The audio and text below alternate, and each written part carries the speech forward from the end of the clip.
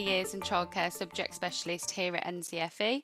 I work on all of the cash products for early years and childcare, and I'm joined today by Claire, and Claire is going to be talking to us a lot about parents and families and how to ensure that we're engaging them in the setting and how we can really support the child's development through that. So, Claire, would you like to introduce yourself and your journey so far in this wonderful world of education and childcare? Thanks ever so much for having me, Stacy. It's really lovely to be here, and hi to everybody who's listening in. My name is Clare Stead. I am the creator and founder of an app for parents from conception to two, the first 1,000 days, to build babies a strong brain and to build parenting confidence, one play activity at a time. But I'm actually a teacher. I'm a primary teacher trained from age 3 to 8, and really I'm a teacher through and through, and who fell into this world of ed tech, and I've worked in 3 continents, teaching across 3 continents, and I've worked in hundreds of classrooms across all the age ranges, and one thing that was consistent all the way through that experience was finding that you've got your bright sparkles who are going to do well anyway. You've got your special needs children, and then you get this group in the middle, and that's some of those kids in the middle spend a whole heap of time trying to get their act together, trying to get their pencils sorted out, trying to get their shoes on. You know, they never quite actually get round to doing the job that's been set for them, and those kids have always been utterly fascinating to me. What makes them different to the little sparkles that just are hungry for knowledge and can't wait to be fed some more? So I went on a journey to sort of discover what it was that might make the difference for those children, and then I came across the learning and brain development of the first 1,000 days, and for me that was just like switching on the light bulbs, really, and really unbelievable a thing to find. And what it made me realise was I was working with the wrong age range. If I wanted to make the impact that I wanted to make as an educator, then I really needed to leave behind the bigger kids and start working with the babies. And then I realised that you can't work with babies. They don't come alone. They come with parents. And so then I realised that actually, if I could work with parents and help parents understand what was going on, then we'd sort of change the journey and the trajectory for the child. So I've worked in classrooms, but I've also been an education researcher. And I worked with an amazing organisation and looking at best practice with the top 5% of schools in England and Wales at a time when ICT in education was really beginning. It didn't have a name, and we were exploring different ways of using IT and computers and all things tech to support learning, which was a really interesting period of time to be working in.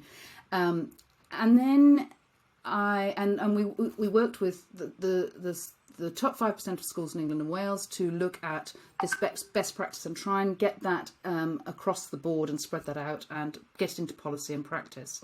And then we had we then worked internationally as well, and I worked with 5 different countries developing curriculum, again using ICT and learning, and trying to use this tool that was new into the world, and how can we improve outcomes for children using this ICT and tech. And then finally I moved to Zambia, and I met a man on a plane, and I ended up putting the whole of primary education on a tablet for African children to get high quality standard education in their own language, voiced and translated for them, one of those languages was unstable, so we had to write the dictionary to stabilize it. And again, looking at how do we make really great impact on kids' outcomes. So that's been my journey. Wow. It's always so interesting to speak to anybody in early years education about their career, about their career journey, and the fact that you're in the right place at the right time sometimes, and how that journey loops and turns, and it's just incredible to listen, because you take all of those skills with you, don't you? And you sort of take them on your journey. And I think any students that are listening to this podcast really need to internalize that everything has got a reason on that journey, and you're in the right direction, you're on the right path, and to just keep returning to why are you in this industry, and just keep returning to that why.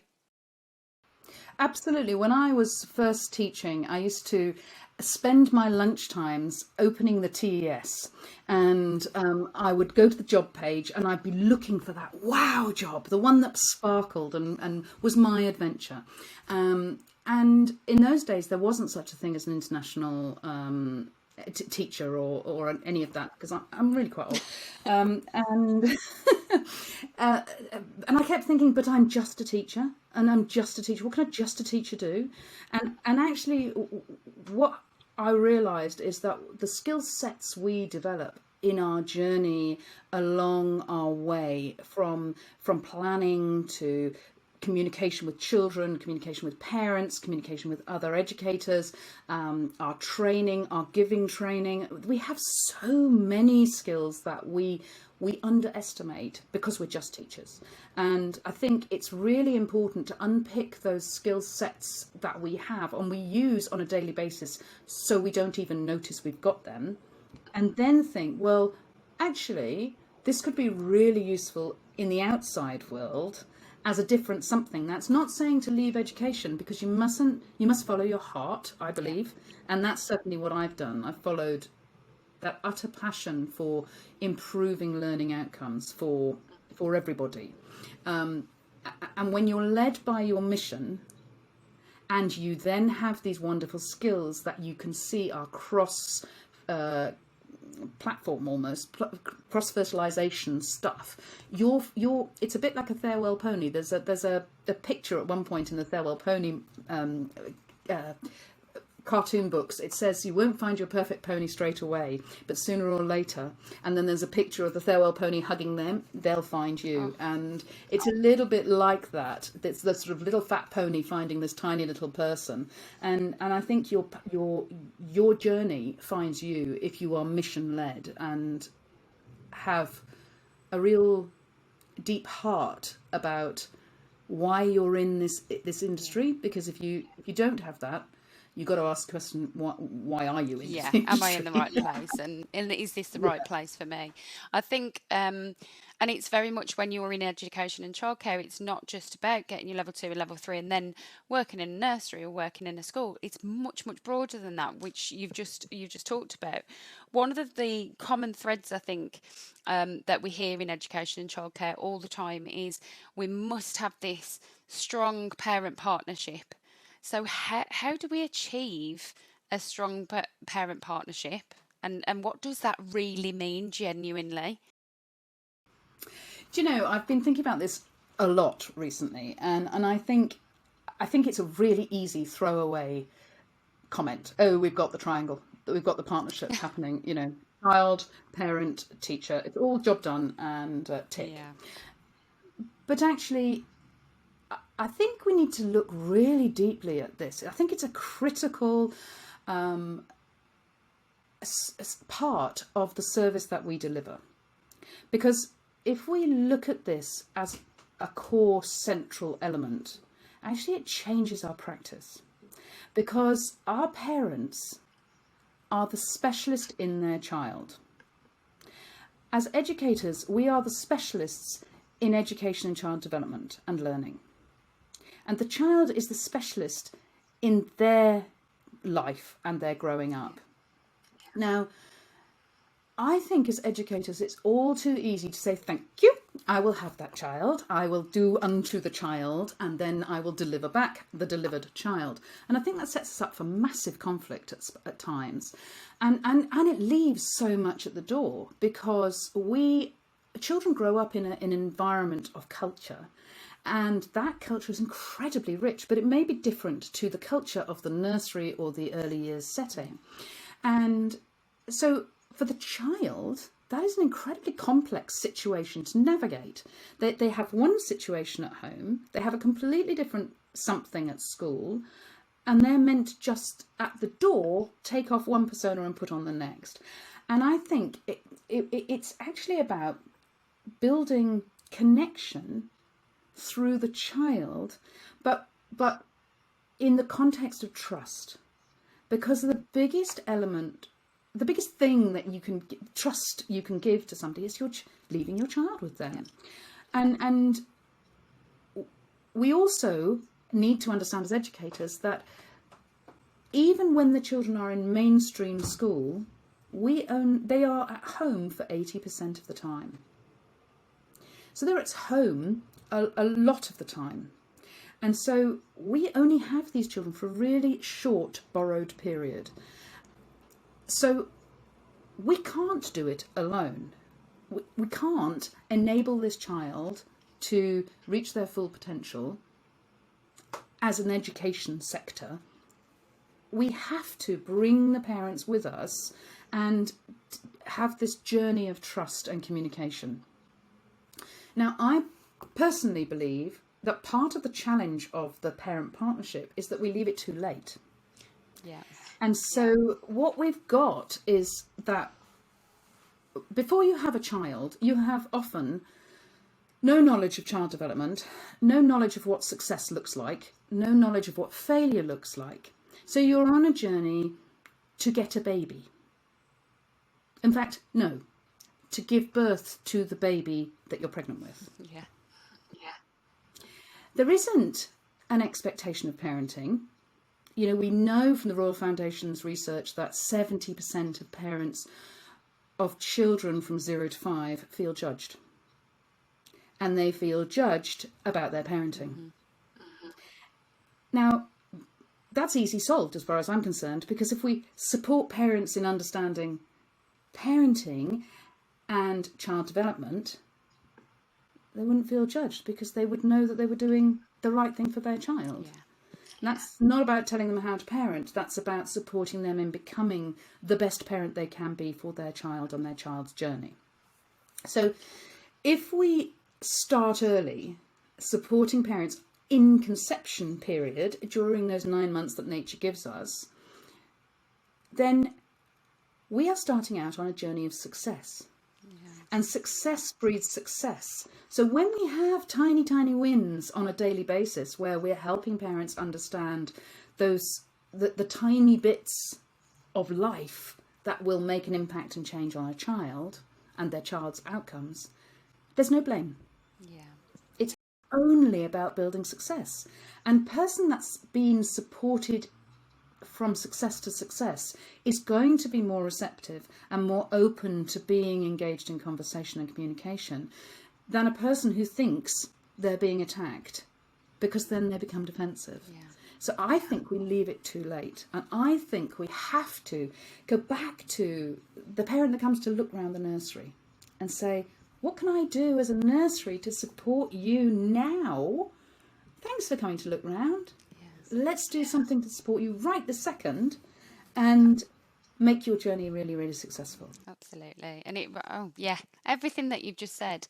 And that first initial meeting is really where that relationship starts, isn't it? How many times have we said to, us as early years educators, how many times have we said to parents and to friends and family that if you go to when you're taking your child to a setting, you will get a feel for where is the right place for you. And that feeling is your gut instinct talking to you, isn't it? And saying, yes, this is the right place. And that comes through that quality interaction and that communication right from that very start, that show around the setting and this is what we do and what can I do for you is such a powerful question. What can we do for you, especially in that time, which is, even when you've got qualifications in early years, is a scary time. And when you have this baby in front of you and in your arms for the first time, I mean, I remember looking at my babies and thinking, I'm not really sure what to do now. No, and I think every parent comes home. They have that living room moment Yeah. where you bring them home. You've got home from hospital. They're in the car seat. You put them down on the floor in the middle of the sitting room, and you go, Oh. "Now what? Yeah. Okay, I'll put the kettle on." Yeah. And it's horrifying. And we don't use this 9 months very well at all. And I suspect that we would change a whole load of things by just as nurseries and settings, early years settings, saying, do you know what? I'm here with you. Yeah. You are the specialist in your child. I'm here to support your journey. And I trust what you do. Now, I had a brilliant quote the other day from a guy on LinkedIn who I'm having lots of chats with, from the American group 0 to 3. He's a guy called Mike Sherman. He's one of their psychologists that leads the Court Safe babies.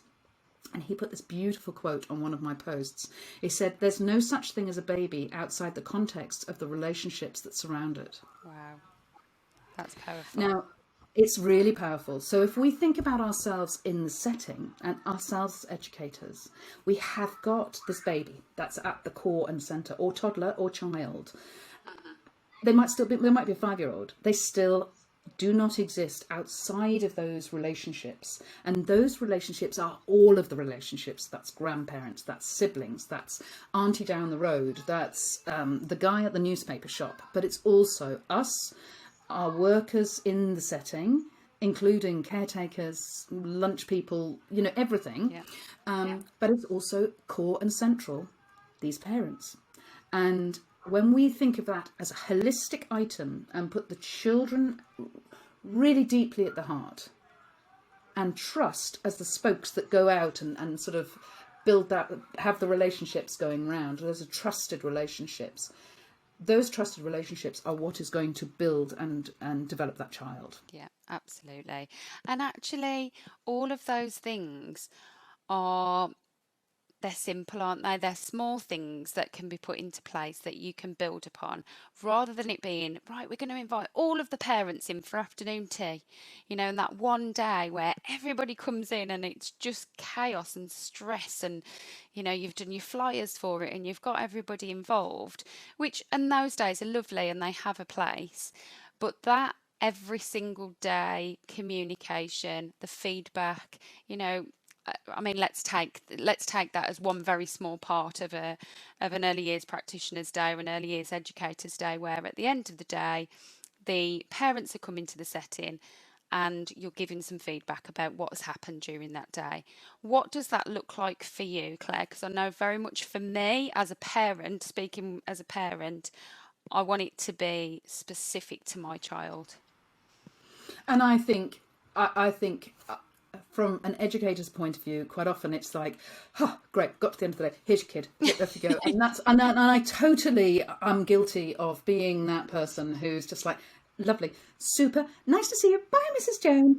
And I can't wait for you to leave. And yes, no, she's been great today. Well, she's been super. fine. She's been fine. She's been fine. Yeah, it's been a good day. Yeah, bye.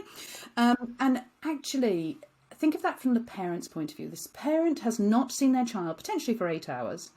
And in that first 1,000 days of life, from 0 to 2, conception to 2, they are developing over 1 million synapse connections a second.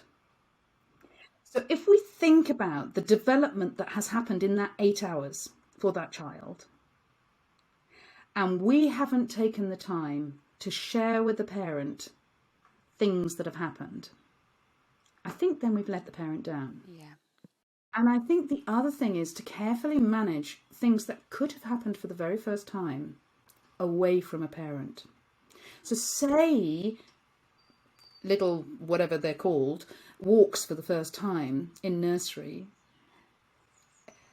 How you manage that and communicate that is the difference between a parent feeling, I am so excited, thank you for sharing that, or I'm such a failure, I went to work, I'm a loser, I'm bad for my child. And when we feel that, the environment that we are setting ourselves up as parents to be in, and the way that we are sets the environment for the child.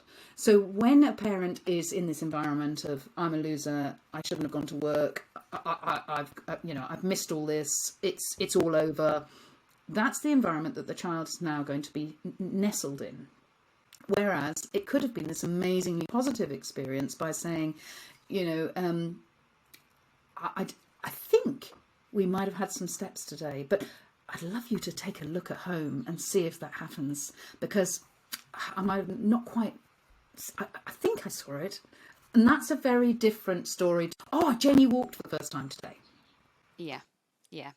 A genuine connection is going to be able to share that news in a really sensitive way. And I think a lot of that comes with experience and confidence of speaking to parents. I've worked with many colleagues who disappear when all the parents come to collect because they've had a bad experience with a parent, or a parent has shouted at them, or been defensive because of that breakdown of relationships, because the barriers have gone up.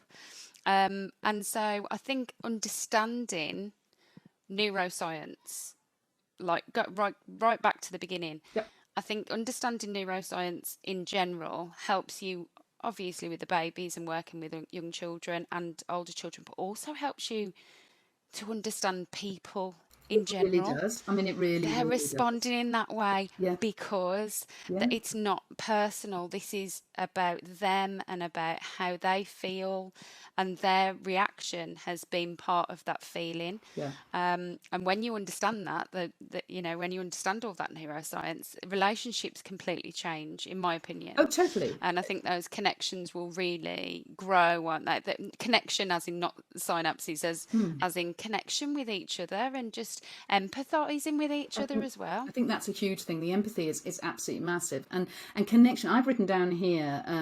When you get it right, you build community, you build connection, and you build culture through the children. And when you get those 3 C's right, you are listening differently. And I think when you have built that trust, you see a person who is a parent.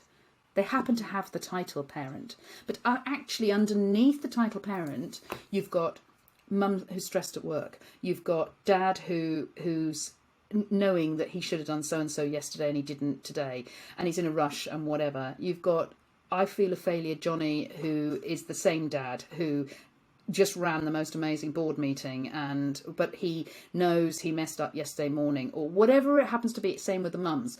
And we're all people, and the aggression that sometimes comes across always has a cause, always has a that there is a reason for it. And look, I've been on the end of a tricky parent, and she got her nickname, and the staff room would go, "Oh, Mrs. is coming in," and she came in, and that was joyous. But a lot of it was about my insecurity of myself, because I was a starting out teacher, and I was very underconfident that I was doing the right thing. She was an underconfident mum, and we met in the middle. She questioned something, and I took it personally. Now, because you were already questioning it yourself, probably. Of course I was. Now, if I had met her not as a parent but as her name, as a person, we would have found a connection. And actually, I think she spent a year trying really hard to get it right after that. But I was so heightened in my anxiety that I could never find her, because I couldn't get rid of my insecurity. And I think, the other side of that now, as a more mature practitioner, but also a mum, a lot of people don't want conflict. They just want it to be right and to be heard. And so as practitioners, taking one of the best pieces of advice I was given as a teacher when I was working in New Zealand. It was a really hard school. It was a really hard school. It was classed as an A1 school, which was the worst of the worst environments with the worst of the worst kids. And, you know, on Friday, you'd just have to say, I'm going to have assembly on Monday. If anyone knows where the guitar is, could they just make sure it's in for 9 o'clock on Monday so we can use it for the assembly? And it was there for 9 o'clock, but it was gone by 9:30. You know, I learned to teach in that place. But one of the things I was told then was to disengage my emotion. And when I disengaged my emotion, I found I wasn't shouting or I wasn't feeling attacked. I was just seeing the situation as it existed, because I left my ego at the door so I could start practicing, basically. And it makes a massive difference in the parent partnership. It really, really does. And they're small tips, but they are so impactful. And I think that if anybody takes anything from this session, it's very much that you don't have to reinvent the wheel. There's small things that you can change. And if you're a reflective practitioner and you communicate, and you know, we all have to work on different areas. And if it's communication that you need to work on, then, you know, self-awareness is key. Yeah. And there, so I guess we can sort of start to close the conversation around what else? What are our final thoughts and tips that we can say to our early years educators and our early years practitioners? Work on this. So we're working on communication, absolutely, and working on those connections. We're working on that sort of interaction at the end of the day, and our sensitivity and our empathy towards parents, and really bringing parents into a genuine, sincere parent partnership or triangle. So what else? What would your I think gems start be? early. Start early with parents. Start as early as you can so that it can be a journey of success. And put those caught being good is another thing that I learned in New Zealand. So catch those parents doing amazing things and just say, hey, I love the way you talked to Jamie the other day, or, you know, the way that you, I don't know, gave your little person some confidence to come into the classroom, or whatever it happens to be, or just the calling out successes is such a powerful tool. Really listen to your parents. Hear what they're saying through the words that they say. They may not be using words that are actually delivering what they're trying to say. Hear what's underneath the words. And when it comes to parenting, successful parenting is not about how much money you have or how much stuff you give. It's about how you do it and the connections that you create that matters. And so the best parents can be some of our most deprived parents. And so don't look at what's there, look at what's happening, and really celebrate that success, because it makes all the difference. And one last thing, tiny wins. Go for tiny wins every single day. And those tiny wins are, everything I'm about is about finding the tiny things for the big impact. And lots and lots of tiny things build up to make a massive impact. I love that you have mentioned there about all families. I think there's very much a narrative sometimes that underprivileged families are not good parents. So I'm really, really pleased that you've highlighted that, because it's so important that we change that and we flip the script so we have this positive narrative of all parents can be successful, amazing parents, by having these little little connections, they're huge connections, aren't they? Relationships. And we really can make that difference in the early years. And I think that's really, really important for the students to know that you're going into an industry where you really can make a difference. Oh, so much that my thinking is that the baby room is probably the most important place in education. Because when we get the baby room and parent relationship right or wrong, we set the tone. Obviously, it can be retrieved and changed as time goes on, but we basically set the tone for the rest of the education journey. So if we want a kid at A-level physics to still have an engaged parent, get it right in the baby room, and you're more likely to make that happen. You're more likely to have a parent, regardless of how much money they've got, or what the child, where they go on holiday, or if they go on holiday, or what culture they come from, or what language they speak. You will have a more engaged parent by getting them engaged in those early days. And it all starts from that first visit.